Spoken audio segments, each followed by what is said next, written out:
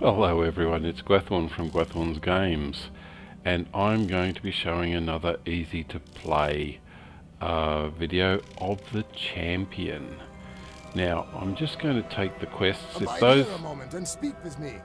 those people that know these quests, they are Stand and speak with me. The fate of Khazad-dûm hangs in the balance. just to the east of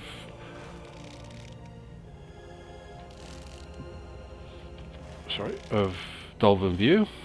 Now I'm level 46. These goblins are level 51. So I've only just able to get that quest. They're red, and I'm running a champion on. I'll show how it plays first.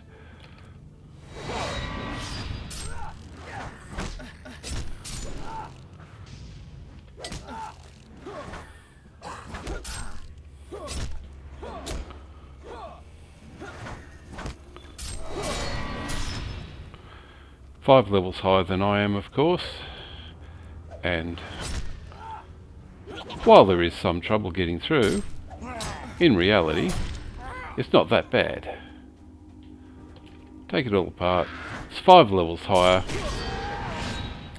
This is a perfect example of running a heavy armoured champion. So, keep taking them out as needed, but fairly shortly I'll show you. It's fairly easy.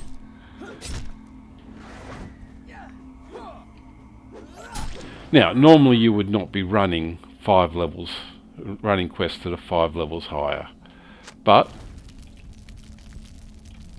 just to prove the point that you can do it with a captain,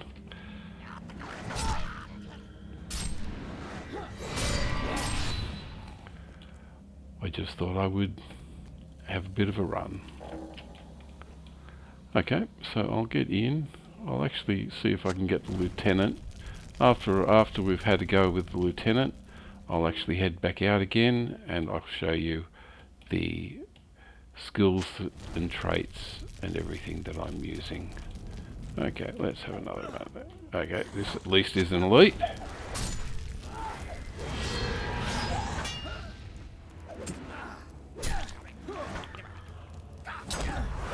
And now we've got 2 of them, which is fair enough. It's doing very little damage.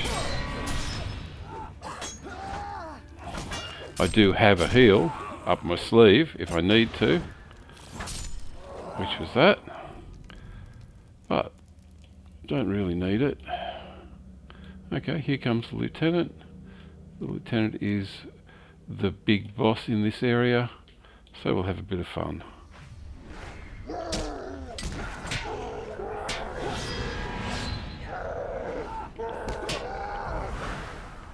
Some reflect damage.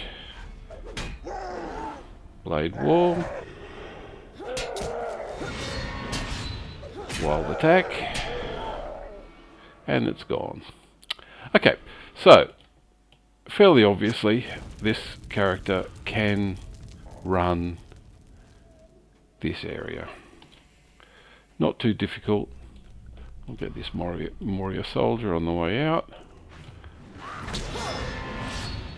I'm missing a fair amount of times, which is exactly what you'd expect with something 5 levels higher. Wild attack keeps going. Okay, so I'll come back to the quest giver, even though I would actually go back in there and finish it. But what I'm going to do is I'm going to show you what I've got. Okay, so the character itself is the legendary items. I've got wild attack damage, extra wild attack damage tracery, and blade wall damage. So the wild attack is my second attack. It's the one that I keep going back to if I've got everything else on cooldown. I was running Battle Frenzy, which adds 5 fervor, and then running Raging Blade, which you can see does about 4,000 damage. Area of effect. So looking at 1600 to 2300 for wild attack.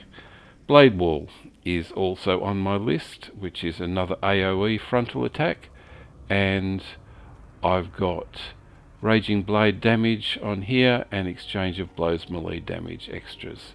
So, Blade Wall damage is on this one, Wild Attack's there, and the others are Raging Blade and Exchange of Blows, which I've managed to get boosted for both of them. So, because I'm running under level, so I'm running 5 levels low, it's important that I get something like Exchange of Blows against the big bosses. So it reflects 50% of the damage and an extra 31%, so 80% of the damage that they hit you with, which is not a huge amount. As you see, I wasn't going down all that much, but it's definitely worth having in there. The bracing attack is an attack that restores 25% of your maximum morale. Now, the reason it's 25% is because I've pushed it. So, Battle Frenzy, push to the max. So I get extra 3 fervor from Battle Frenzy, gives me enough to keep running. I've got my barbed wall, my blade wall is extra 50% wall damage, plus the extra 50% from there, so it's an extra 100%. I've got extra blade skill damage. Most of these are blade skills. That's blade skill. That's a blade skill. That's not.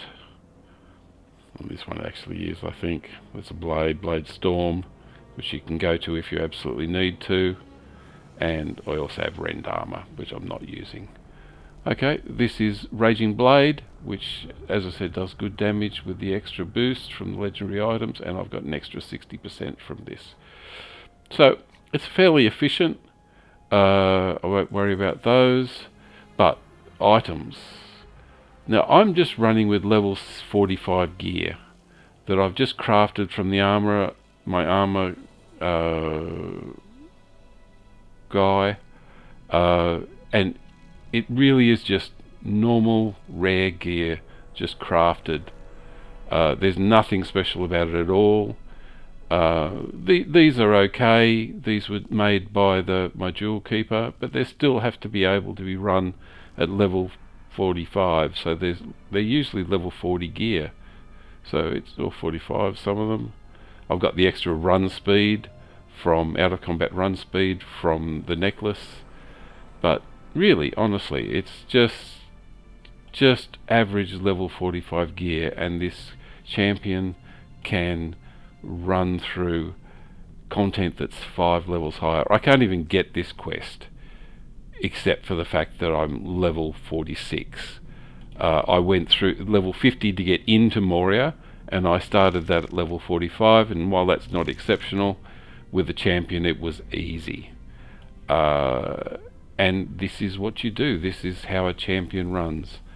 It is quite a solid character to run, and as long as you give yourself the extra rage, then pop your Raging Blade, give yourself a few extra adds of fervor, then blade wall. You've got it all. You've got everything you need. Anyway, that is the champion. I hope you enjoyed this, and I'll catch you in the next video. Bye all.